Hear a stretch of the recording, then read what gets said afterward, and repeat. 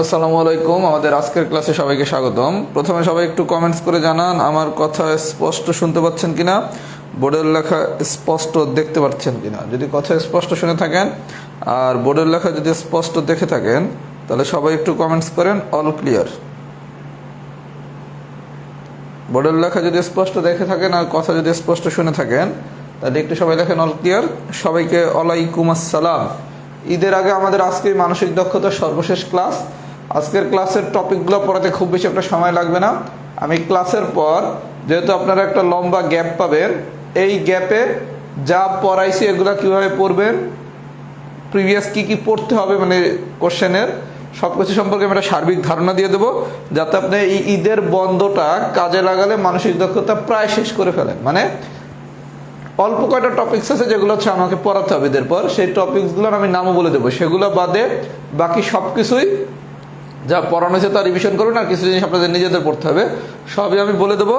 এর জন্য আজকের ক্লাসটা একটু গুরুত্বপূর্ণ। সবাই মনোযোগ সহকারে ক্লাসটা দেখেন, পড়াতে খুব অল্প সময় লাগবে। এরপর আমি একটা সার্বিক ধারণা দিয়ে দেবো যাতে বন্ধের সময়টা আপনি প্রপারলি কাজে লাগান, কারণ আপনার পরীক্ষা ঠিক 1 মাস পর। আজকে 27শে এপ্রিল, পরীক্ষা 27শে মে। আচ্ছা, যেহেতু সবাই অল ক্লিয়ার লিখছেন আমি পড়ানো শুরু করি। আর সবাইকে ওয়ালাইকুম আসসালাম।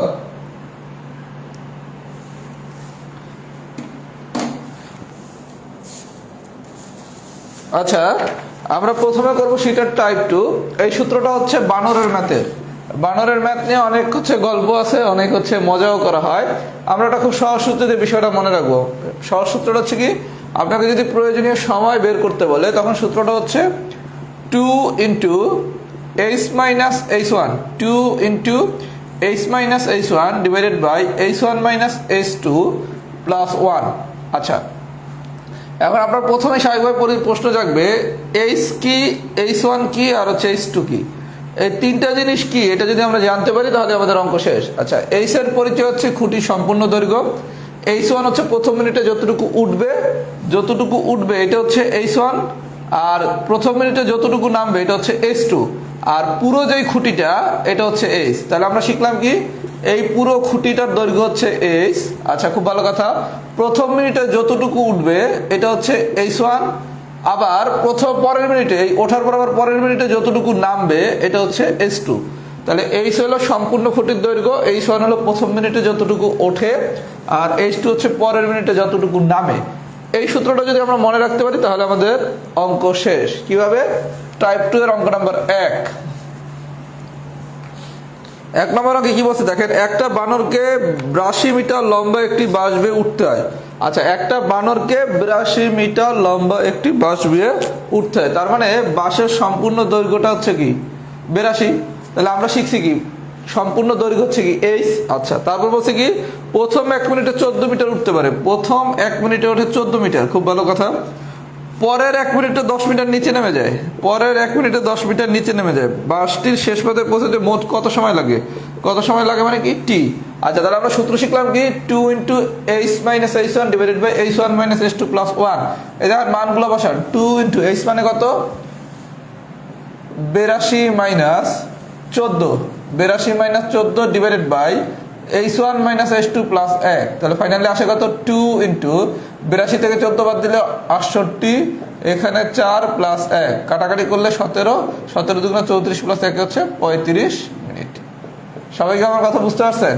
তাহলে গল্প খুব সোজা। গল্পটা কি, সম্পূর্ণ বাঁশের দৈর্ঘ্য হবে h, প্রথম মিনিটে যতটুকু উঠতে পারে সেটা হবে h1, পরের মিনিটে যতটুকু নামে সেটা হবে h2।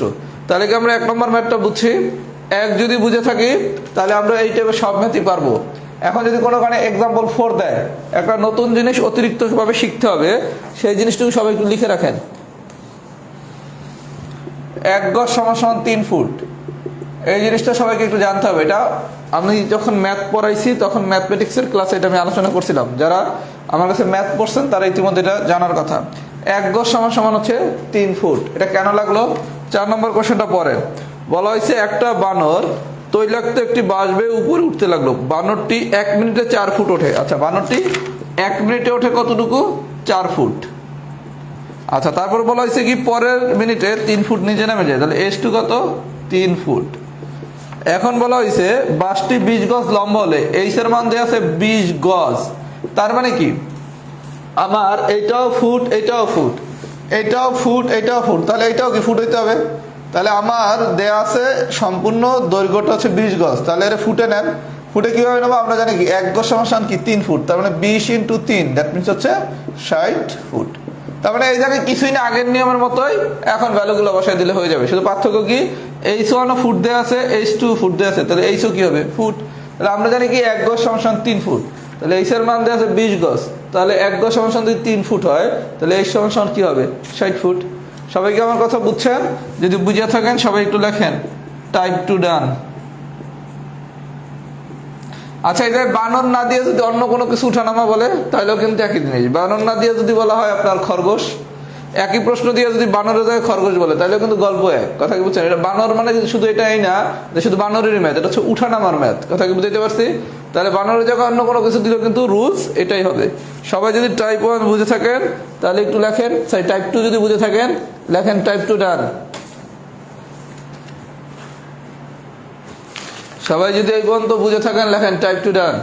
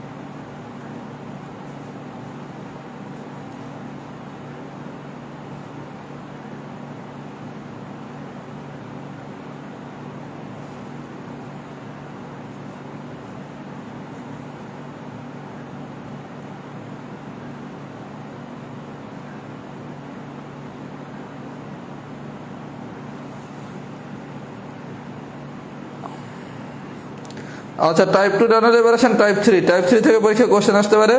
আমি রুলসটা শিখিয়ে দিতেছি, সরাসরি যে এরকমই ডাটা আসবে বিষয়টা কিন্তু তা না। আচ্ছা, আজকে টপিকের পিডিএফটা পেলাম না, একজন খুব ভালো কোশ্চেন করছেন। আমি হচ্ছে ল্যাপটপ থেকে হচ্ছে আপনাদের পিডিএফ গুলো আপলোড দেই ফেসবুকে, মানে গ্রুপের সিস্টেম একটু চেঞ্জ করা হয়েছে। এই আমার গ্রুপটাতে আমি পিডিএফ ফাইল ডাউনলোড করার অপশনটা পাই নাই, এই কারণে আমি আমার 44 পিডির গ্রুপে শিটটা ডাউনলোড মানে পোস্ট করছি, সেখান থেকে ইমেজ নিয়ে তারপর গ্রুপে দিছি। ফেসবুকে মানে গ্রুপের সেটিংসে কিছু পরিবর্তন করা হয়েছে, এই কারণে আমি হচ্ছে পিডিএফটা আপলোড করতে পারি নাই। যদি আবার আপলোড করার সুযোগ পাই অবশ্যই পিডিএফটা আপলোড করে দেওয়া হবে।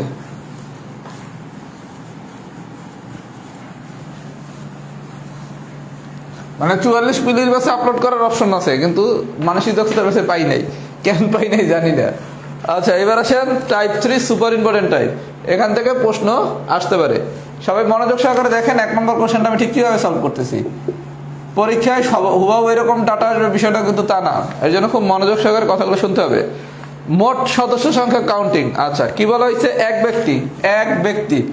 প্রথমে আমি ঠিক যেভাবে করি এভাবে বিষয়টা বোঝেন, তারপর আপনার আমি আবার এটা শর্ট করে দিচ্ছি। এক ব্যক্তি ও তার স্ত্রী, এক ব্যক্তি তার স্ত্রী, তাহলে প্রথমে হচ্ছে কি ব্যক্তি, তার সাথে আছে কি তার স্ত্রী, ব্যক্তি প্লাস স্ত্রী। তাদের আবার ছেলে আছে কয়টা? 7টা, তাহলে 7 ছেলে প্লাস প্রত্যেক ছেলের একজন করে বোন আছে। আচ্ছা, একটা ব্যক্তি আছে, তার একটা স্ত্রী আছে, তাদের একটা 7টা ছেলে আছে, 7টা ছেলের প্রত্যেকের আবার একটা বোন আছে, তার মানে টোটাল বোন আছে কয়টা? একটা। 7 ছেলের প্রত্যেকের একটা করে বোন আছে, তাহলে টোটাল ওই ব্যক্তির মেয়ে আছে কয়টা? একটা। এই গাড়ি তো 7 ছেলের কি এক বোন। আচ্ছা, এবার বলছো ওই পরিবারের সদস্য সংখ্যা কত? তাহলে দেখেন, ব্যক্তি, স্ত্রী, 7 ছেলে, এক বোন, তার মানে ব্যক্তি মানে কয়জন? একজন, স্ত্রী মানে কয়জন? একজন, 7 ছেলে মানে কয়জন? 7 জন, এক মেয়ে মানে কয়জন? একজন, তাহলে মোট আছে কয়জন? 1 আর 1 2, 2 আর 7 9, 9 আর 1 10 জন। আমি কি বিষয়টা বুঝাইতে পারছি? তাহলে 1 নম্বর কোশ্চেনটা দেখেন, এক ব্যক্তি ও তার স্ত্রী, ব্যক্তি প্লাস স্ত্রী লিখলাম, তারপর হচ্ছে 7 ছেলে লিখলাম, 7 ছেলে, প্রত্যেক ছেলের একজন করে বোন আছে, তাহলে 7 ছেলের প্রত্যেকের যদি একজন করে বোন আছে, অনেকে লিখতে পারে 7 বোন, 7 বোন তো না, 7 ছেলের প্রত্যেকের একজন করে বোন আছে, মানে 7 ছেলের বোন আছে কয়জন, তাহলে একজন, তাহলে বোন একজন, তাহলে মোট কয়জন, 7 জন, আর একজনে 8 জন, এই জায়গায় একজন 9 জন, আর একজন হচ্ছে 10 জন। আমার সাজেশন হচ্ছে ঠিক আমি যেভাবে করছি এভাবে করেন, তা নাহলে পরীক্ষা আপনি ভুল করবেন। এতটুকু লিখতে, মানে এই এতটুকু জিনিস লিখতে খুব বেশি সময় লাগার কথা না। আপনি এতটুকু লিখে যদি কাউন্ট করেন আপনার ভুল হওয়ার কোনো চান্স নাই। আর কেউ যদি ভালো পারেন তাহলে সরাসরি সে এতটুকু লিখেও কাউন্ট করতে পারেন। ব্যক্তি 1, স্ত্রী 1, 7 ছেলে 7, আবার হচ্ছে 1 বোন মানে 1, তার মানে মোট 10 জন। এখন কেন আমি এতটুকু লিখে করতে না করতেছি, এটা আমি যখন আরেকটা এক্সাম্পল দেখো, বিশেষ করে এক্সাম্পল 3, তখনই বুঝতে পারবেন। তাহলে আমরা মানে সবাই 1 নম্বরটা বুঝছি, তাই না? আচ্ছা, 1 যদি বুঝে থাকি, এবার আসেন এক্সাম্পল 2।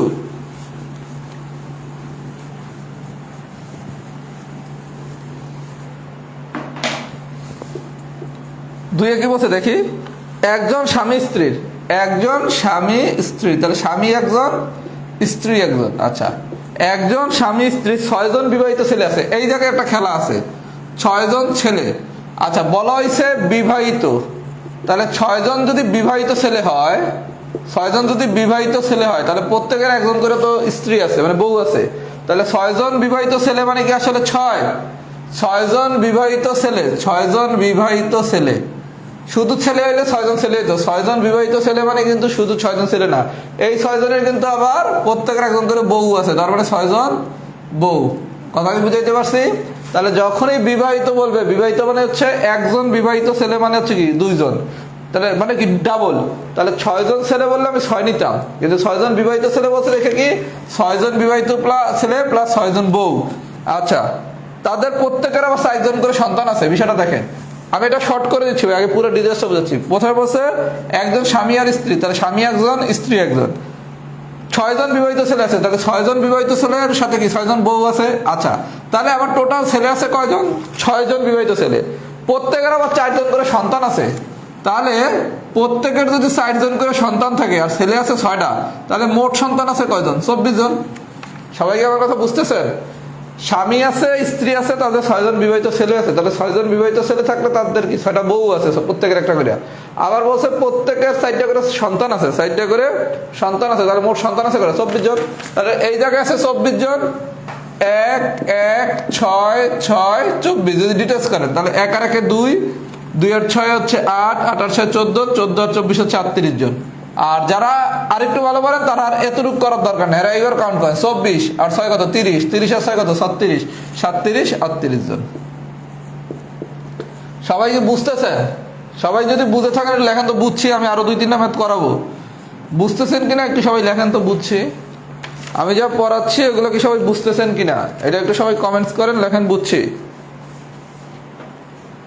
একটু সবাই কমেন্টস করেন বুঝছি।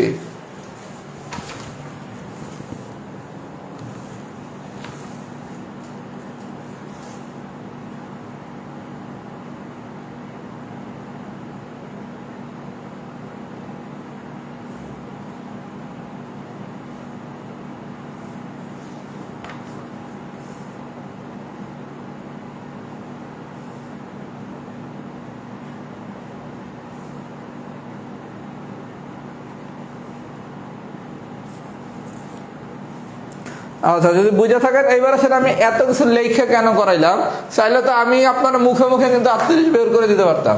এখন ভাই আমি মুখে মুখে 38 বের করলে তো খুব ইজি, কারণ আমি তো পরীক্ষা দিচ্ছি না, আমি তো ধীর স্থির ভাবে করতে পারবো, তাই না? আর আপনি তো পরীক্ষা হলে ধীর স্থির ভাবেই করতে হবে, কারণ পরীক্ষা হলে তো আপনার প্রশ্নটা একদম নতুন। এই জন্য এরকম লিখে কেন করছি, 3 নম্বর এক্সাম্পলটা দেখেন।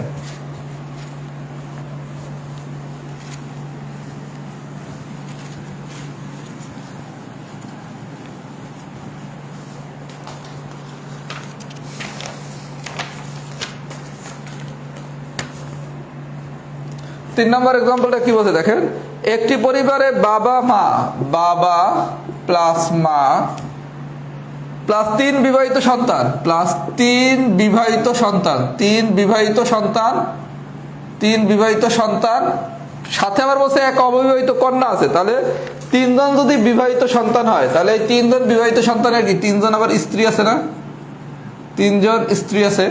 আচ্ছা, 1 অবিবাহিত কন্যা আছে, তাহলে কন্যা কয়জন, 1 কন্যা।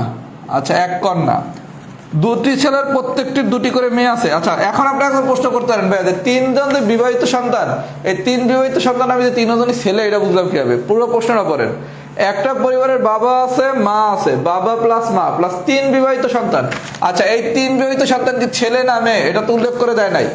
কথা কি বুঝাইতে পারছি? আচ্ছা, এখন এই তিন বিবাহিত সন্তানের যে ছেলে এটা আপনি কিভাবে বুঝছেন দেখেন, পুরো প্রশ্নটা করেন। একটা পরিবারে বাবা মা, তিন বিবাহিত সন্তান ও এক অবিবাহিত কন্যা আছে। দুটি ছেলের প্রত্যেকের দুটি করে মেয়ে আছে, প্রত্যেকের দুটি করে মেয়ে আছে। অপর একজন ছেলের, তার মানে দেখেন মোট ছেলে আছে কয়জন? দুই ছেলে আর এক ছেলে, তার মানে কি তিনও ছেলে। তাহলে তিনোটাই কি ছেলে না? আমার কথা কি বুঝাইতে পারছি? এইজন তিন বিবাহিত সন্তান যে তিনজনই ছেলে এটা বুঝলেন কিভাবে? প্রশ্নে বলছে দুই ছেলে আর এক ছেলে, তাহলে দুই ছেলে আর এক ছেলে মিলে কয় ছেলে? তিন ছেলে। তাহলে তিনটা বিবাহিত ছেলে লিখি, তাদের তিনজন স্ত্রী আছে, একজন কন্যা। আচ্ছা, প্লাস এইবার আসেন সন্তানের হিসাবটা কিরকম? দুইটা ছেলের প্রত্যেকের দুইটা করে মেয়ে আছে, তাহলে সন্তান দুইটা ছেলের প্রত্যেকের দুইটা করে মেয়ে আছে, তার মানে মেয়ে সন্তান আছে 4 জন আর একজনের এক ছেলে আছে, তাহলে ছেলে সন্তান আছে একজন। এখন প্রশ্ন হচ্ছে আমি এত এই মেয়ে ছেলে এগুলো বাইর করলাম কেন? যদি আপনারা টোটাল সদস্য সংখ্যা বের করতে বলতো, বিষয়টা দেখেন, যদি টোটাল সদস্য সংখ্যা বের করতে বলতো তাহলে আমি অঙ্কটা এভাবে করতাম, বাবা প্লাস মা প্লাস তিন বিবাহিত সন্তান, এত কিছু পড়তাম না, ছেলে না মেয়ে, তাদের তিনজন স্ত্রী, একজন কন্যা, প্লাস সন্তান আছে দুই ছেলে দুইটা মেয়ে, তার মানে 2 × 2, আর একজনের আছে একটা, তার মানে একজন, তার মানে সন্তান আছে মোট কয়জন? 5 জন। তাহলে বাবা একজন, মা একজন, 2 জন, এই জায়গায় আছে কয়জন? 3 জন। 5 জন আর 3 জন কয়জন? 8 জন, 9 জন, 14 জন। তাহলে আপনারা যদি টোটাল পরিবারের সদস্য সংখ্যা বাইর করতে বলতো তখন আমি কোশ্চেনটা এভাবে সলভ করতাম। আপনারা যদি টোটাল পরিবারের সদস্য সংখ্যা বাইর করতে বলতো তাহলে আমরা কিন্তু কোশ্চেনটা এভাবে সলভ করতাম। তাহলে তখন পেতাম 14 জন। কিন্তু এই যে একটু বেজাল লাগাই দিচ্ছে, বলছে কি পরিবারের মহিলার সংখ্যা কত? পরিবারের মহিলার সংখ্যা কত? তার মানে যেহেতু মহিলার সংখ্যাটা চাইছে, এর জন্য আমাকে স্পেসিফিক ভাবে আলাদাভাবে ছেলে মেয়ে কারা এটা বের করে নিতে হবে। এই কারণে আমি লেখার সময় মেয়ে ছেলে এগুলো আলাদা করে লিখছি। তাহলে এরা তো ছেলে। আচ্ছা, তাহলে আমার বাইর করতে বলছে মহিলা কি? এই একজন মহিলা, স্ত্রী আছে 3 জন, এই জায়গায় 3 জন মহিলা, তাহলে এই একজন মহিলা হলো 1, এই জায়গায় 3 জন মহিলা হচ্ছে কি 3, 4, কন্যা একজন, এই হলো 5, আর মেয়ে আছে সন্তান 4 জন, তার মানে একজন, 3 জন, 4 জন আর কি 5 জন, 5 জন আর 4 হচ্ছে 9 জন। তাহলে ওই পরিবারের মহিলা সদস্যের সংখ্যা কয়জন? 9 জন। গল্পটা কি সবাই বুঝছেন? যদি টোটাল পরিবারের সদস্য সংখ্যা বের করতে বলে তখন কোশ্চেনটা অনেক ইজি, এখান থেকে লিখে দিলে হয়ে যাচ্ছে। কিন্তু যখনই বলবে মেয়ে সন্তান বা ছেলে সন্তান তখন আপনাকে আলাদা করতে হবে। এটা হচ্ছে মা, এটা হচ্ছে 3 স্ত্রী, এই 3 জন হচ্ছে ছেলে সন্তান, এই একজন কন্যা, এই সন্তানের মধ্যে আবার এইটা হচ্ছে মেয়ে, এটা হচ্ছে ছেলে, এভাবে কাউন্ট করে নিতে হবে। তার মানে যদি কখনো পরিবারে মহিলা বা পুরুষের সংখ্যা বের করতে বলে তখন কিন্তু কোশ্চেনটা একটু কঠিন হয়ে যাবে। সবাই যদি এই পর্যন্ত বুঝে থাকেন লেখেন এক্সাম্পল 3 ডান। সবাই যদি এই পর্যন্ত বুঝে থাকেন তাহলে লেখেন এক্সাম্পল 3 ডান। মানে এক্সাম্পল 3টা কি বুঝছেন নাকি? এটা একটু পেঁচানো, এইটা পরীক্ষা আসতে পারে।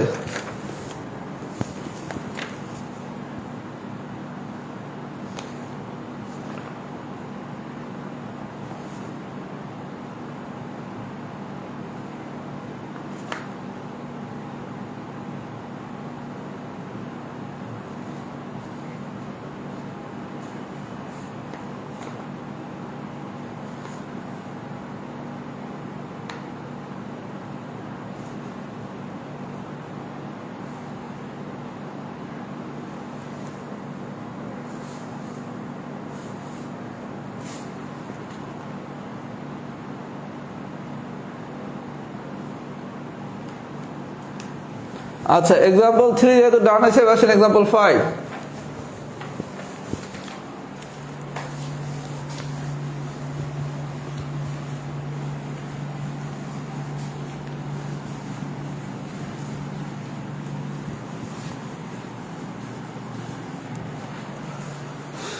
এক্সাম্পল 5। আচ্ছা, 5 এ কি বলতে দেখি। 5 এ বলা হয়েছে আমার কক্ষে এক বৃদ্ধ দম্পতি। আচ্ছা, দম্পতি মানে কি? স্বামী আর স্ত্রী, তার মানে 2 জন। এক বিদ্যুৎ দম্পতি মানে কি দুইজন। আচ্ছা, স্বামী আর স্ত্রী। বিদ্যুৎ দম্পতি, দম্পতি মানে কি স্বামী থাকবে আর স্ত্রী থাকবে। তাহলে আমার কক্ষে এক বিদ্যুৎ দম্পতি এবং তাদের সাথে আরো দুই দম্পতি। এক বিদ্যুৎ দম্পতির সাথে হচ্ছে কি দুই বৃদ্ধ দম্পতি। এই বৃদ্ধ কথাটা লেখার দরকার না, শুধু দম্পতি করে লেখা করেন, তাহলে তো লেখাটা ছোট হয়ে গেল। এক দম্পতি এভাবে লিখি, আরো সহজ করি। আমার কক্ষে এক বৃদ্ধ দম্পতি, তাহলে এক দম্পতির সাথে দুই দম্পতি, সাথে আবার দুই দম্পতি, সাথে আরো দুই দম্পতি, প্রত্যেক আবার দুইজন সন্তান করে। আচ্ছা, এই যে দুই দম্পতি আসছে, এদের প্রত্যেকের সাথে আবার দুইজন করে সন্তান আছে, তাহলে সন্তান কয়জন ভাইয়া? দম্পতি ছিল দুইজন, সন্তান আছে দুইজন, তার মানে কি মোট 60 জন। আচ্ছা, এক দম্পতি মানে কয়জন? দুইজন। দুই দম্পতি মানে কয়জন? 60 জন। বিষয়টা বুঝেন। আপনারা বলছে এক দম্পতি সাথে আবার দুই দম্পতি, এক দম্পতি সাথে আবার দুই দম্পতি, তাহলে এক দম্পতি মানে দুইজন, দুই দম্পতি মানে কয়জন? 60 জন। এখন বলেছে তাদের সাথে যে দুই দম্পতি আসছে তাদের প্রত্যেকে একজন করে সন্তান সহ, প্রত্যেকে দুই দম্পতির প্রত্যেকে একজন করে সন্তান সহ, একজন করে সন্তান সহ, সরি সন্তান হচ্ছে একজন করে, আমি লিখছি বলে দুইজন। দুই দম্পতির প্রত্যেকে একজন করে সম্পত্তি, মানে প্রত্যেক দম্পতি একজন সন্তান আছে, তাহলে দুই দম্পতি সন্তান আছে কয়জন? দুই এক, দ্যাট মিনস কি দুইজন। আপনি বিষয়টা বুঝছেন? দুই দম্পতির প্রত্যেকে একজন করে সন্তান নিয়ে আসছে, তাহলে দম্পতি দুইজন, প্রত্যেকে একজন করে সন্তান আছে, তাহলে মোট সন্তান কয়জন? দুইজন। সন্তান সহ আমার কক্ষে প্রবেশ করলে আমার কক্ষে মোট লোক কয়জন? আচ্ছা, আমার কক্ষে যে আমার কক্ষে আমিও একজন লোক না, আমার কক্ষে আমিও কি একজন লোক না, তাহলে মোট লোক কয়জন? আমি একজন, এক আর দুই তিন, তিন আর চারে 7, 7 আর 2 হচ্ছে 9 জন। কেউ যদি এই আমিটা যোগ না করেন তাহলে কিন্তু কোশ্চেনটা হবে না। আমার কক্ষে এক বৃদ্ধ দম্পতি, এক বৃদ্ধ দম্পতি মানে দুইজন, তাদের সাথে দুই দম্পতি, এই হলো দুইজন, আর এই প্রত্যেকে দুইজন করে সন্তান, আমি লিখছি একজন করে সন্তান। আমি পরের কোশ্চেনটা দেখে বলছি ভাই, সরি আমি 5 নম্বর কোশ্চেনটা পরে দিয়ে ভুলে 6 নম্বর কোশ্চেনটা দেখছি। আমি বলছে আমার কক্ষে এক বৃদ্ধ দম্পতি। আচ্ছা, পুরো কোশ্চেনটা আরেকবার লিখেই করি, যেহেতু 5 আর 6 দুইবার এলোমেলো করে ফেলছি। 5 নম্বর কোশ্চেনটা একটু আমি লিখে দিচ্ছি, আবার করি। দেখেন, বলা হয়েছে আমার কক্ষে এক বৃদ্ধ দম্পতি, তাহলে একটা দম্পতি প্লাস তাদের সাথে দুই দম্পতি, আরো দুই দম্পতি, প্লাস যে দুই দম্পতি প্রবেশ করছে প্রত্যেকে দুইজন করে সন্তান, প্রত্যেকে দুইজন করে সন্তান, তাহলে দুই দম্পতি প্রত্যেকে দুইজন করে সন্তান, তাহলে সন্তান কয়জন? 2 × 2, দ্যাট মিনস কি 4 জন। এরা আমার কক্ষে প্রবেশ করছে, তাহলে আমার কক্ষে যে প্রবেশ করছে তাহলে আমিও কি একজন না, তাহলে প্লাস আমি, তাহলে 1 + 2, 1 + 2 + 4 + 4, তার মানে 1 আর 2 3, 3 আর 4 7, 7 আর 4 11 জন। সবাই কি আমার কথা বুঝছেন? আমি বলে 6 নম্বর কোশ্চেনটা করছি। 6 নম্বরে বলা হয়েছিল দুই দম্পতি প্রত্যেকে একজন করে সন্তান নিছে, তাহলে দুই দম্পতি ধর একজন করে নিত, তাহলে সন্তান হতো কয়জন? দুইজন করে নিচে দেখে হয়েছে কয়জন? 4 জন। সবাই কি আমার কথাটা বুঝছেন? যদি বুঝে থাকেন আরেকটা এক্সাম্পল করাই, তারপর ফাইনালি ফিডব্যাক নিচ্ছি। এক্সাম্পল নাম্বার 7, এই টাইপটা আসতে পারে পরীক্ষায়। এক্সাম্পল নাম্বার 7, এক্সাম্পল নাম্বার 7 কি বলছে দেখেন, একটি বড় বাক্সের মধ্যে একটা বড় বাক্স, এই একটা বড় বাক্স, এই বড় বাক্সের মধ্যে আরো 4টা বাক্স আছে, এই বড় বাক্সের মধ্যে আরো 4টা বাক্স আছে, তাহলে এটা হচ্ছে একটা বাক্স, এটার মধ্যে আছে আরো 4টা বাক্স। আচ্ছা, তার প্রত্যেকের ভিতরে আরো 4টা করে ছোট বাক্স আছে। বিষয়টা দেখেন, ছবিটা এঁকে করলে পেছে পড়ে যাবেন, তার থেকে আরো সোজা করে পড়াই। একটা বড় বাক্স, আচ্ছা সেই বড় বাক্সের মধ্যে আছে 4টা বাক্স, 4টা বাক্স, এই 4টা বাক্সের প্রত্যেকটার ভিতরে আবার 4টা করে ছোট বাক্স আছে, তাহলে 4টা বাক্স আছে। একটা বড় বাক্সের মধ্যে 4টা বাক্স আছে, এই 4টা বাক্সের প্রত্যেকটার মধ্যে আবার ছোট করে 4টা বাক্স আছে, তার মানে কি 4 × 4, তাহলে মোট বাক্স আছে কয়টা? তাহলে 4 × 4 মানে হচ্ছে 16, এই জায়গায় 4, এই জায়গায় 1, তার মানে হচ্ছে 16 আর 4 20 আর 1 21, তাহলে মোট 21টি বাক্স আছে। সবাই কি আমার কথা বুঝছেন? বোঝেন নাই? বলা হয়েছে কি দেখেন, একটা বড় বাক্সের মধ্যে, তাহলে বাক্স কয়টা? একটা, তার মধ্যে বাক্স আছে কয়টা? 4টা, তাহলে 1 আর 4। আচ্ছা, এবার 4টা বাক্সের প্রত্যেকটার মধ্যে আরো 4টা করে বাক্স আছে, তার মানে 4 × 4 মানে কি 16, টোটালি বাক্স আছে কয়টা? 21টা। সবাই যদি পুরো বিষয়টা বুঝে থাকেন লেখেন টাইপ 3 ডান। পরীক্ষা কিন্তু এই টাইপটা আসার মতো, যদি এই পর্যন্ত বুঝে থাকেন তাহলে সবাই লেখেন টাইপ 3 ডান।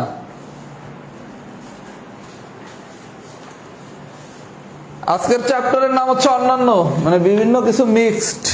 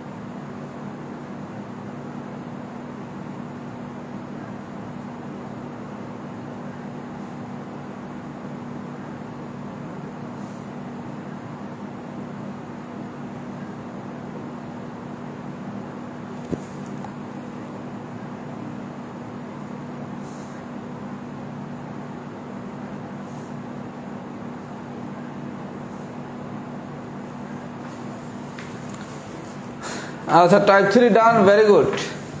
এবার আছেন টাইপ 1। টাইপ 1 আসার মতো টাইপ, এটা একটু মনোযোগ সহকারে সবাইকে বুঝতে হবে, কারণ পরীক্ষায় হুবহু এরকম কোশ্চেন আসবে না। পরীক্ষার নিয়মটা বুঝে নিতে হবে, তারপর করতে হবে। আচ্ছা প্রথমে আছেন অঙ্ক নম্বর 1। একে কি বলছে?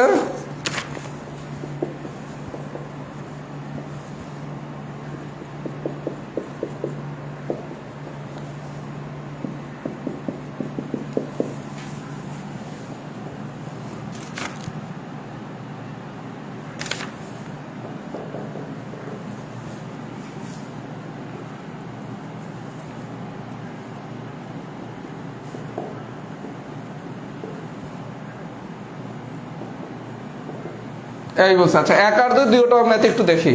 এই ধরনের কোনো কোশ্চেন দিলে, আচ্ছা 3 নম্বরটা করে দেয়, 3টা আমরা একসাথে ম্যাথ বুঝবো, ওকে? তাহলে ধরতে সুবিধা হবে। 3 নম্বরে একটু কারেকশন না, সবাই হচ্ছে ওই যে গুণ দেওয়া আছে, এটা হবে যোগ। 5 + 3 = 28, 9 + 1 = হচ্ছে 810, 2 + 1 = হচ্ছে 13, 5 + 4 = হোয়াট? আচ্ছা এইরকম যদি ভাই কোশ্চেন দেয়, আবার টার্গেট শুধু একটা রিলেশন বাইর করা, এই একটা পারলেই আপনার গল্প শেষ। একটা যদি বাইর করতে পারেন তাহলে এই গল্প শেষ। আচ্ছা দেখি তো, 2 × 3 = দেওয়া আছে 812। আচ্ছা এই জায়গায় প্রথমে দেওয়া আছে 2 আর এখানে দেওয়া আছে 8, এই জায়গায় 3 দেওয়া আছে, এখানে দেওয়া আছে 12, তার মানে 2 থেকে 8 হয়েছে মানে কি 4 গুণ, 3 থেকে 12 হয়েছে মানে কি 4 গুণ, তার মানে প্রথমটাও 4 গুণ বাড়ছে, দ্বিতীয়টাও 4 গুণ বাড়ছে। বিষয়টা কি তাই না? 2 4 গুণে হয়েছে 8, 3 4 গুণে হয়েছে 12, তাহলে এটাও কি 4 4 গুণে হবে কত 16, 5 4 গুণে হবে কত 20। এটা আর দেখার দরকার নাই, এটা জাস্ট হচ্ছে আপনি আর একটু ক্লিয়ার হইলেন যে আসলে ঘটনাটা কি তাই কিনা। তাহলে 2 4 গুণ হয়েছে, 3 4 গুণ হয়েছে, 4 4 গুণ হইবে, তাহলে 5 4 গুণ হবে। তাহলে প্রথম রিলেশনটা পেলাম কি, প্রথমটা 4 গুণ হয়, প্রথমটা 4 গুণ হয়, তাহলে 6 যদি 4 গুণ হয় তাহলে কত 24, দ্বিতীয়টা 4 গুণ হয় তাহলে কি 28। সবাই কি বুঝছেন? 2 দিয়ে 4 গুণে হয়েছে 8, 3 দিয়ে 4 গুণে হয়েছে 12, তাহলে দুটোই কি 4 গুণ আকারে বাড়তেছে, প্রথমটাও 4 গুণ, দ্বিতীয়টাও 4 গুণ। এই পর্যন্ত ঠিক আছে? আচ্ছা এইবার আবার দেখেন একটু উল্টা রিলেশন। 9 হয়েছে 45, তার মানে কি 5 গুণ, আর 7 হয়েছে 5 গুণ হইয়া 35, তার মানে গতবার ছিল প্রথমটা 4 গুণ হইয়া এই জায়গার প্রথমটা হয়েছে, পরেরটা 4 গুণে এই জায়গায় পরেরটা 4 গুণ হয়েছে, কিন্তু এই জায়গায় গল্প হয়ে গেছে উল্টা। প্রথমটা 5 গুণ হইয়া শেষটা হয়েছে, শেষটা 5 গুণ হইয়া প্রথমটা হয়েছে, তার মানে কি এটাও 5 গুণ হবে, এটাও 5 গুণ হবে, তাহলে 6 5 গুণ হয়ে যাবে কত 30, 8 5 গুণ হয়ে যাবে কত 40। কথা কি বুঝাইতে পারছি? আগের অঙ্কটা নিয়ম অনুসারে যদি ফলো হইতো তাহলে 6 5 গুণে হইতো 30, 8 5 গুণে হইতো 40, মানে তখন ঘটনা করছে কি প্রথমটা 4 গুণে দ্বিতীয়টা হয়েছে, দ্বিতীয়টা 4 গুণে পরেরটা হয়েছে, আর এই জায়গায় এসে কি প্রথমটা 5 গুণ হয়ে পরেরটা হয়েছে, পরেরটা 5 গুণ হয়ে প্রথমটা হয়েছে। সম্পর্কটা কি সবাই বুঝছেন? গুণ হলো 5 গুণই ঠিক আছে, কিন্তু এই জায়গায় প্রথমটা 5 গুণে শেষটা হয়েছে, শেষটা 5 গুণে আবার প্রথমটা হয়েছে। সবাই কি বুঝছেন? আচ্ছা এবার স্যার এটা 5 + 3 = 28, তাহলে একটা হচ্ছে 2 আর একটা হচ্ছে 8। আচ্ছা 5 আর 3 এই দুটার বিয়োগফল কত 2 না? 5 থেকে যদি আপনি 3 বিয়োগ করেন তাহলে পাবো কত 2, আর 5 আর 3 যদি যোগ করেন তাহলে পাবো কত 8। তার মানে প্রথমটা হচ্ছে এই দুইটা ডিজিটের বিয়োগফল, পরেরটা হচ্ছে এই দুইটা ডিজিটের যোগফল। প্রথম দুইটা হচ্ছে এই দুইটা ডিজিটের বিয়োগফল, পরেরটা হচ্ছে এই দুইটা ডিজিটের যোগফল। তাহলে 9 আর 1 থেকে বিয়োগ করলে কত, 9 থেকে 8 যোগ করলে কত 10। তাহলে প্রথমটা যদি বিয়োগফল হয় তাহলে 5 থেকে 4 বিয়োগ করলে হচ্ছে 1, 5 আর 4 যোগ করলে হচ্ছে 9, তার মানে 19। সবাই কি বেসিকটা বুঝছেন? তার মানে আপনাকে পরীক্ষা এরকম কোশ্চেন দেখে ইনস্ট্যান্ট একটা সিদ্ধান্ত আসতে হবে, এটা নিজের আইকিউ সেন্স বাড়াতে হবে, তাহলে কিন্তু হবে না। আপনি কেমন কথা হচ্ছে মানে সোজা বাংলা, আপনি প্রথম অংশটা নিয়ে কাজ করবেন, প্রথমটা যদি বের করতে পারেন এগুলো কিচ্ছু লাগবে না, অটোমেটিক অ্যান্সার চলে আসবে। সবাই যদি এই 3টা এক্সাম্পল বুঝে থাকেন লেখেন তো এক্সাম্পল ডান। এই 3টা যদি বুঝে থাকেন তাহলে সবাই একটু লেখেন এক্সাম্পল ডান। ততক্ষণ আমি 4 নম্বরটা একটু দেখাই দিই।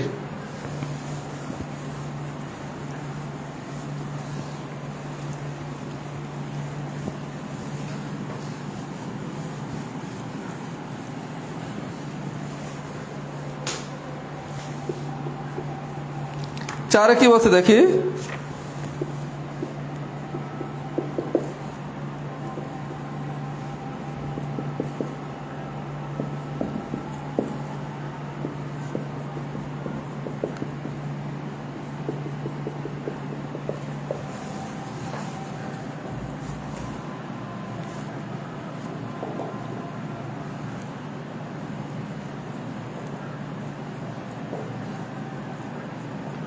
আচ্ছা এই জায়গায় সামথিং কিছু একটা সিম্বল দিছে, এরকম যে কোনো সিম্বল দিতেই পারে, আপনার সিম্বল নিয়ে আমার কাজ নেই, আপনার কাছে সম্পর্ক। আচ্ছা দেখেন 3 আর 7 এটা সমান সমান বলছে 58, এটা একটু ক্রিটিক্যাল কোশ্চেন। 3-এর যদি আমি স্কোয়ার করি আর 7-এর যদি আমি স্কোয়ার করি তাহলে 7 7 49 আর 3 3 9, তাহলে এই দুটো যোগ করলে 9 আর 49 যোগ করলে কত 58। এটা একটু ক্রিটিক্যাল কোশ্চেন। দেখেন 3-এর যদি স্কোয়ার করি তাহলে হচ্ছে 9, 7-এর যদি স্কোয়ার করি তাহলে হচ্ছে 49। এই সিম্বল দিয়ে কি আপনি যোগ বিয়োগ গুণ ভাগ যেটা আপনার দরকার আপনি সেটা ইউজ করতে পারেন। তাহলে 3 স্কোয়ার মানে 9, 7 স্কোয়ার মানে 49, তাহলে 5 স্কোয়ার মানে 25, 6 স্কোয়ার মানে 36, দুইটা যোগ করলে কত 61 হয়। তার মানে এইটার স্কোয়ার আর এইটার স্কোয়ার এই দুইটার যোগফল 5 স্কোয়ার মানে 25, 4 স্কোয়ার মানে হচ্ছে 16, দ্যাট মিনস হচ্ছে 41।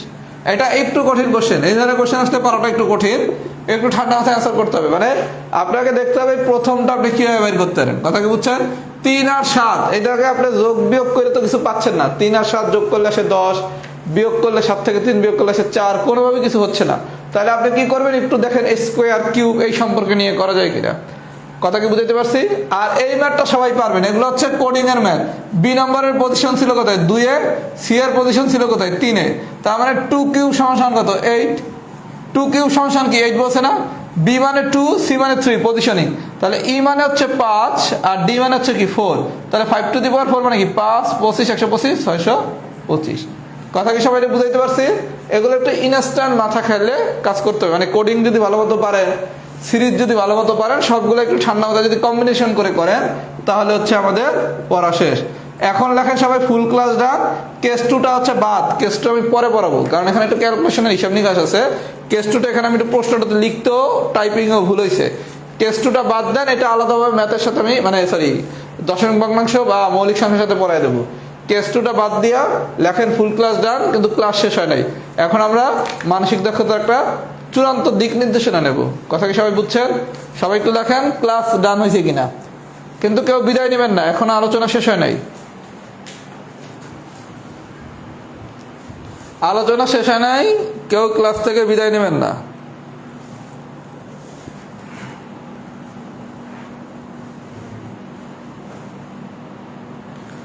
পাঁচের অ্যান্সার 125, কোন পাঁচের অ্যান্সার 125?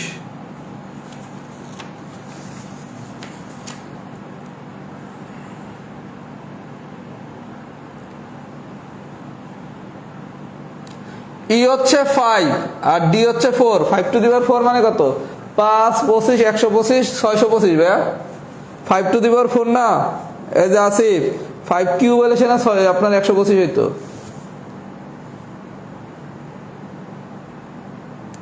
পাঁচ নাম্বারটা কিছুই না, আপনার কোডিং এ আপনি শিখছেন কি বি এর অবস্থান হচ্ছে কোথায় 2 তে, এ বি, বি মানে 2, সি মানে কত 3, ডি মানে কত 4, ই মানে কত 5, এই পজিশনিং এর নাম্বারিংটা শুধু করবেন। এই যে আশা আপনাকে বলতেছি যে এটা শুধু পজিশনিংটা করবেন। আচ্ছা এইবার আসেন ভাই, আমি একটা মানসিক দক্ষতার গাইডলাইন বলে দিচ্ছি, কারণ আপনাদের পরবর্তী ক্লাস হবে খুব সম্ভবত আজ থেকে 7 আর 2 9 10 দিন, মানে আগামীর এই রবিবারের পরের রবিবার। তাহলে এত বড় সময় আপনি করবেন কি, কারণ আমাদের ঈদ হচ্ছে খুব সম্ভবত রবিবার সোমবার, আপনাদের শিডিউল অনুসারে ক্লাস নিতে গেলে আমার পরবর্তী রবিবার দিন নিতে হবে। সবাই আমার কথা খুব মনোযোগ সহকারে শোনেন, আপনারা করবেনটা কি, এই 10 দিন হচ্ছে আপনার মানসিক দক্ষতা ঈদের বন্ধে আপনি পুরোটা শেষ করে ফেলবেন, মানে যেই কয়টা টপিকস আমি লিখবো আমার জন্য রাখবেন, এর বাদে বাকি সব আপনি শেষ করবেন। কারণ আপনার ঈদে অন্যান্য সাবজেক্ট খুব ফাটাফাটি করে ফাটাই ফেলবেন, এটা একটু কঠিন, সেই তুলনায় মানসিক দক্ষতাটা একটু পড়া সহজ। প্রথম কাজ মানসিক দক্ষতার প্রিলি প্লাস রিটেন, বিগত মানসিক দক্ষতার প্রিলি আর রিটেনের যতগুলা প্রশ্ন আসছে সবগুলো প্রশ্ন সবাই সলভ করবেন মাস্ট।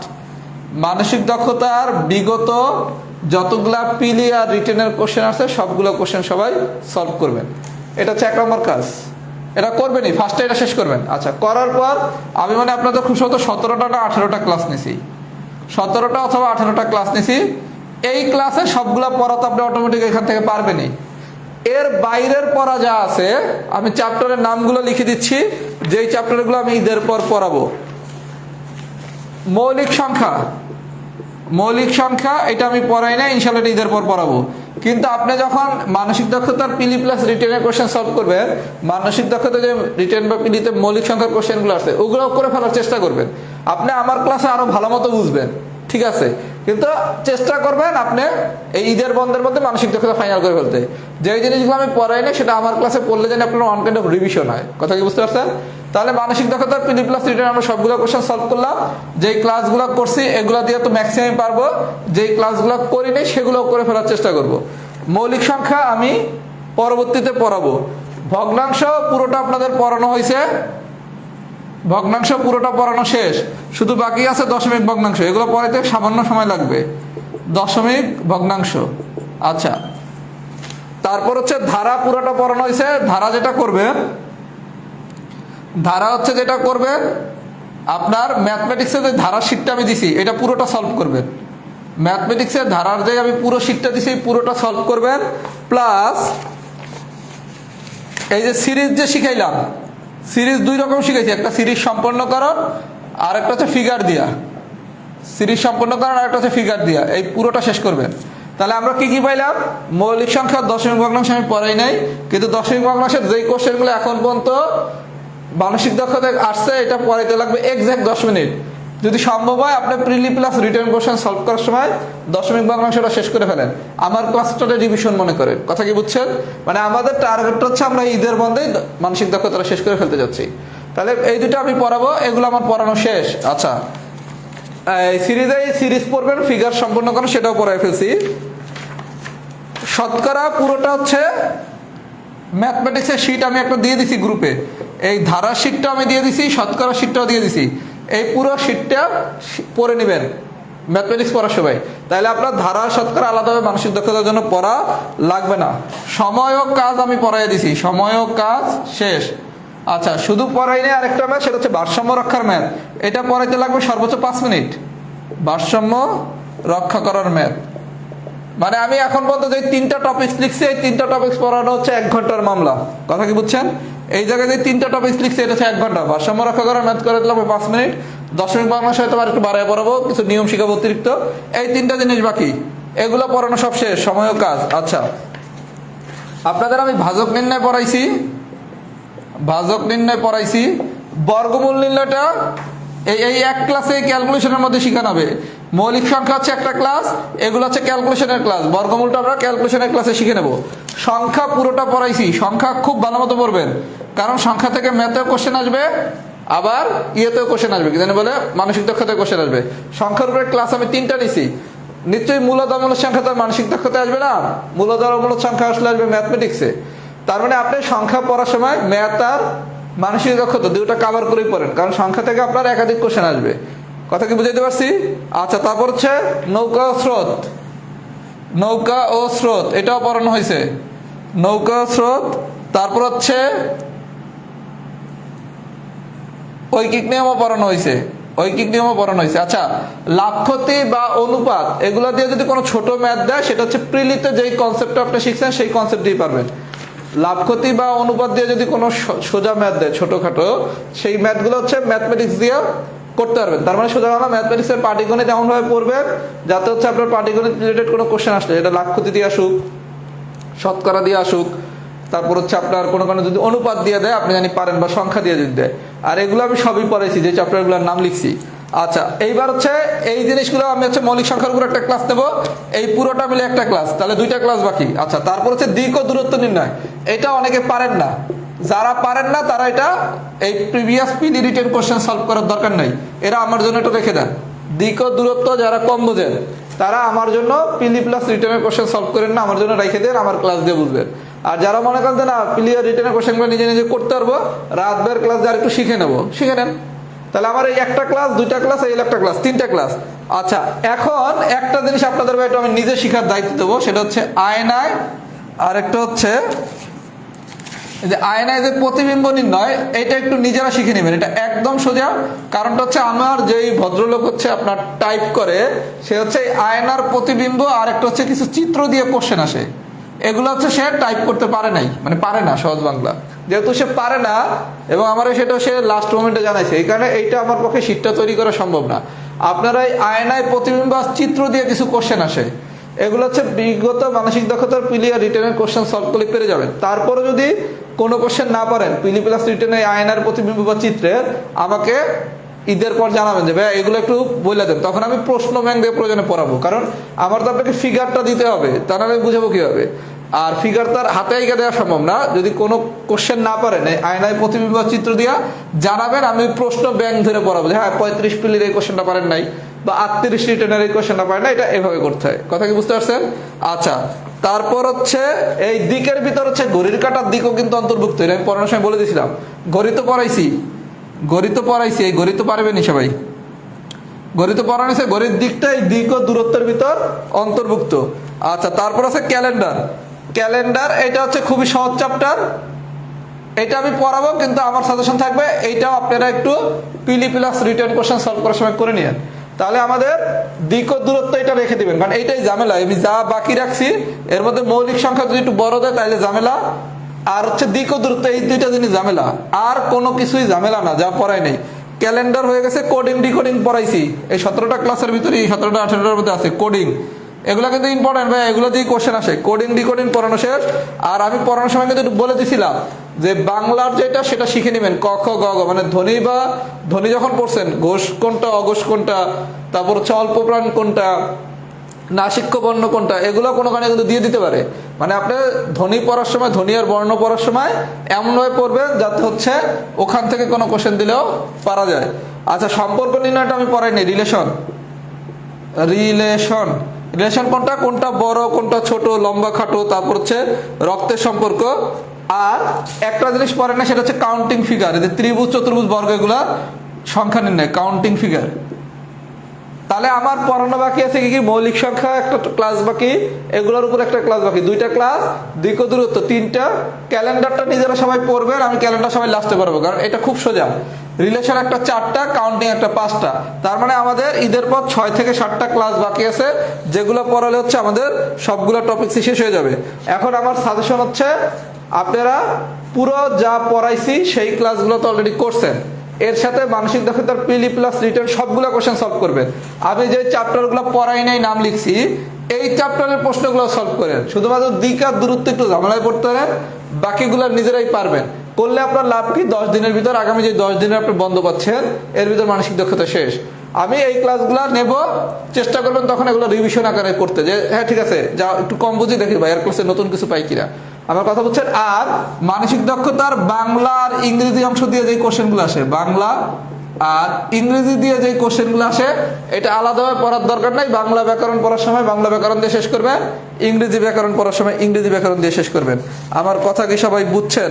যেমন বাংলা ইম্পর্টেন্ট কি কি, বানান শুদ্ধি ইম্পর্টেন্ট, সমার্থক শব্দ ইম্পর্টেন্ট, বিপরীত শব্দ ইম্পর্টেন্ট, পরিভাষা ইম্পর্টেন্ট, বর্ণধ্বনি ইম্পর্টেন্ট, এগুলো সবই বাংলা ব্যাকরণে পড়ছেন। আবার ইংলিশে যা যা পড়া দরকার এগুলো সব ইংলিশ ব্যাকরণে পড়বেন। তার মানে আলটিমেটলি তাহলে আমাদের সামারিটা কি দাঁড়াইলো, সামারিটা এক কথা, আমি সবকিছু মুইছা এক কথায় বলে দিই আপনার কাজ কি, এক কথায় আপনার কাজ কি সেটা আমি বলে দিচ্ছি। 1 নম্বর কাজ, বিগত পিলি প্লাস রিটেন শেষ করা, বিগত মানসিক দক্ষতার পিলি প্লাস রিটেন শেষ করা। 2 নম্বর কাজ, আমি যেই ক্লাসগুলা নিছি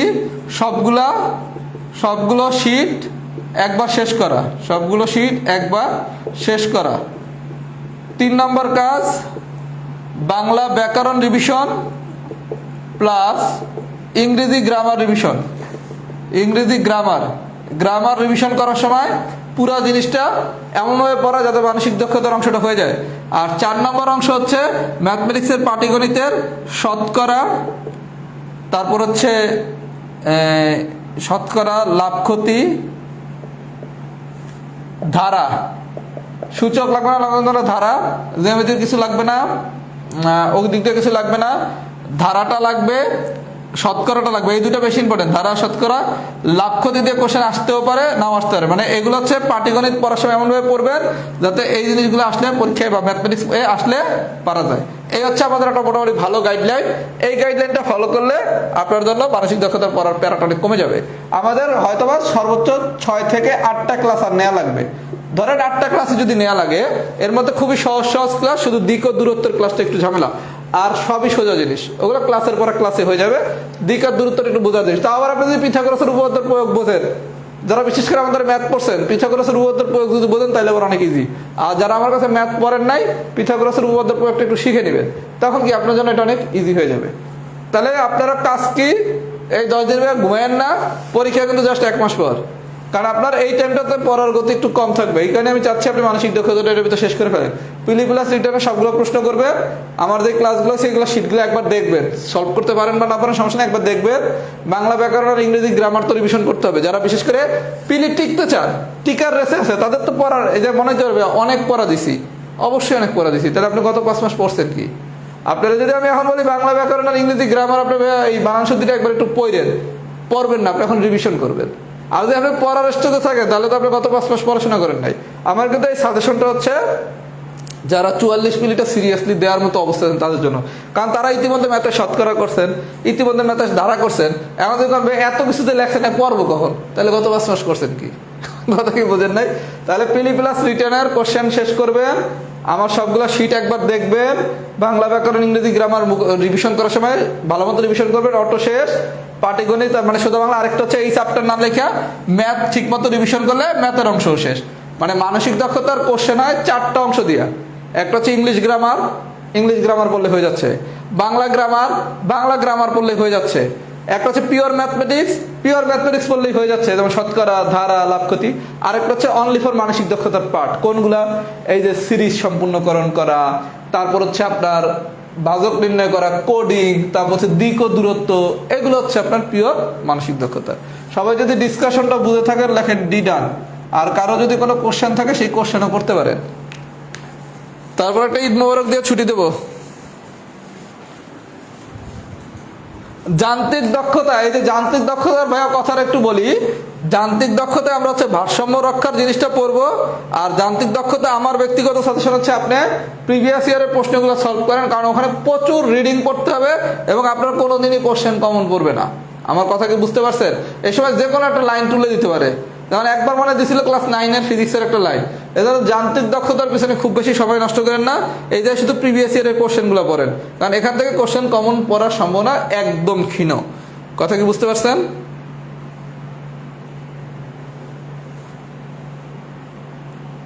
আপনার সোজা বাংলা পিলিয়ার রিটেনে সবগুলো কোশ্চেন পারতে হবে, তাইলে আপনি অনেক কিছু পারবেন, কারণ ওখান থেকে প্রচুর টাইপ রিপিট হবে।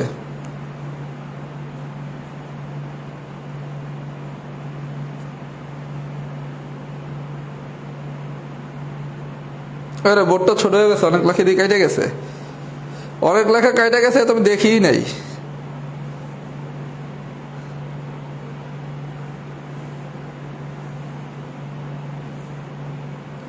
ছোট বড় ক্রম নির্ণয় আমি পড়াবো আপু। এই যে মাহি, ছোট বড় ক্রম নির্ণয় এটা আমি পড়াবো, এটা সাধারণত পরীক্ষাগুলো আসে না, কিন্তু এগুলো আমি ক্রম নির্ণয় পড়াবো। আমি বলতে ভুলে গেছি অবস্থান ক্রম, একটু দ্রুত কথা বলছি তো হয়তো 2-1টা কথা মিস হয়ে যেতে পারে। আপনাদের ওই অবস্থান ক্রমটা আমি পড়াবো, হয়তো এটা আমার লেখার সময় মিস হয়ে গেছে লিখতে। আপনাদের মানসিক দক্ষতার আমি একটা ওভারঅল ধারণা দিলাম, যাতে আপনি এইভাবে পড়তে পারেন। যতটুকু বাকি আছে এতটুকু আমি ইনশাল্লাহ পড়াবো, কোনো সমস্যা নাই। কারণ আমাদের 7 থেকে 8টা ক্লাসের জিনিস বাকি। আচ্ছা, তাহলে সবাই ভালো থাকবেন, সুস্থ থাকবেন, অগ্রিম ঈদ মোবারক। আমার জন্য দোয়া করবেন যাতে আল্লাহ রাব্বুল আলামিনের রহমতে আমিও সুস্থ থাকি, আমার আম্মাও যাতে আল্লাহ রাব্বুল আলামিনের রহমতে সুস্থ থাকে, এই দুইটা দোয়া করেন। যদি ইনশাল্লাহ আমি সুস্থ থাকি, আমার মা আলহামদুলিল্লাহ সুস্থ থাকে, তাহলে ঈদের পর আমাদের যে 3 সপ্তাহ সময় থাকবে আমরা খুব সুন্দর করে ইনশাল্লাহ আল্লাহ রাব্বুল আলামিনের রহমতে খুব সুন্দর করে কাজে লাগাতে পারবো, যা আপনাদের মানসিক দক্ষতা অনেক সহায়তা করবে। আর খোদা না করুক যদি বিপদ আপদে পড়ি, আমি নিজের বিপদ আপদ নিয়ে খুব এখন অরিট থাকি, খোদা না করুক বিপদ আপদে পড়ি, তখন তো যেভাবে পড়াতে চাবো লাস্ট 3 সপ্তাহ ওভাবে পড়ানোটা আমার জন্য কঠিন হয়ে যাবে। এই কারণে আমি এমন একটা ধারণা দিয়ে দিলাম যাতে আপনি এই ধারণাটা নিলে খোদা না করুক আমি যেটা বিপদে পড়ি আপনি যেন সমস্যা না পড়েন। আমার কথা কি বুঝতে পারছেন? আমি যা পড়াইছি এর মধ্যে দিক আর দূরত্ব নির্ণয় বাদে বাকি সবই সোজা। এই জন্য ভাই আমি যদি খোদা না করুক কোনো বিপদে পড়ি এই কারণে বলে দিলাম, কারণ আমার মার হচ্ছে হার্টের প্রবলেম, তারপর হচ্ছে তার কিডনির প্রবলেম, নতুন করে আবার আসছে তার হচ্ছে গল ব্লাডার স্টোন 2 দিন আগে। তারপরে সে ফিজিক্যালি ভালো অবস্থায় নাই। সবাই দোয়া করবে যাতে আল্লাহ রাব্বুল আলামিন তারা সুস্থ রাখে, আমারও সুস্থ রাখে, তাহলে সবকিছু ইনশাল্লাহ স্মুথলি আগাবে আগামী 3 সপ্তাহ। আর যদি খোদা না করুক বিপদ আপদে পড়ি তাহলে তো ভাইয়া একটু ইম্প্যাক্ট পড়ে। এখানে এই গাইডলাইনটা ফলো করলে আপনার কোনো ক্ষতি হবে না। আমি কখনোই চাই না আমার জন্য আমার স্টুডেন্টের বিন্দুমাত্র কোনো ক্ষতি হোক, কারণ এই জিনিসগুলো আপনারা ফলো করতে পারবেন। এই জন্য আমি পড়ানোর সময় ওই জিনিসগুলো প্রায়োরিটি বেসিসে পড়াইছি। যেমন আজকে আমার পিলির যে ম্যাথের ব্যাচ, আজকের ক্লাস নিলে তাদের ইম্পর্টেন্ট সবকিছু পড়ানো শেষ। 44 পিলির ব্যাচের আজকের ক্লাস আমি যদি নেই আল্লাহ বাঁচায় রাখলে, তাহলে 44 পিলির যেই জায়গা দিয়ে কোশ্চেন আসে সবকিছু করানো শেষ। এরপর যা বাকি থাকবে এগুলো হচ্ছে লেস ইম্পর্টেন্ট টপিকস। একটা কোশ্চেন আসতেও পারে, আবার নাও আসতে পারে। কথা কি বুঝতে পারছেন? আবার আপনাদের আমি যা পড়াইছি, যেই জিনিসগুলো বাদ দিছি এখনো তো পড়াই নাই, ওখান থেকেও কোশ্চেন আসে, কিন্তু ওই জায়গায় দিক আর দূরত্ব মধ্যে বাকি সব আপনারা নিজেরাই পারবেন। আপনি আমার কথা বুঝতে পারছেন? আল্লাহ বাঁচায় রাখলে তাহলে আবার দেখা হবে। ক্লাস শুরু হবে এই রবিবারের পরের রবিবার, কারণ আপনাদের ক্লাস শিডিউলটা হচ্ছে রবি বুধ। রবি বুধ হওয়ার কারণে হচ্ছে রবিবার দিন হচ্ছে ঈদের আগের দিন, আর বুধবার দিন হচ্ছে ঈদের তৃতীয় দিন। এই কারণে আমরা রবিবার দিন শুরু করব। হয়তো রবিবার দিন সেই সপ্তাহটা শুরু হবে, ওই সপ্তাহে হয়তো 2টা ক্লাস হবে না, সপ্তাহে 4টা ক্লাস হবে, যাতে আমরা এই 7টা বা 8টা ক্লাস দ্রুত শেষ করে ফেলতে পারি এবং আবার কোনো আপনাদের প্রেশার হবে না। আর আমার সবার প্রতি সাজেশন, ঈদের বন্ধটা কাজে লাগান। আপনি কিন্তু সময় মাত্র 1 মাস আছে, যারা বিশেষ করে 44 সিরিয়াসলি দিচ্ছে তাদের জন্য কিন্তু এখন প্রতিটা সেকেন্ড অনেক ইম্পর্টেন্ট। তাহলে সবাইকে অগ্রিম ঈদ মোবারক, আল্লাহ হাফেজ, আসসালামু আলাইকুম।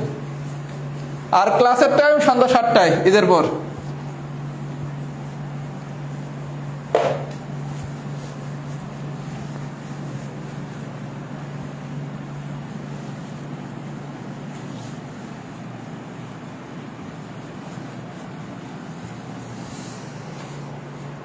আপনাদের সবাইকে অগ্রিম ঈদের শুভেচ্ছা, ঈদ মোবারক। আল্লাহ রাব্বুল আলামিন আপনাদের পরিবার সবাইকে সুস্থ রাখুক, এই দোয়া রইল। আমার জন্য সবাই দোয়া করুন। আল্লাহ হাফেজ, আসসালামু আলাইকুম, ঈদ মোবারক।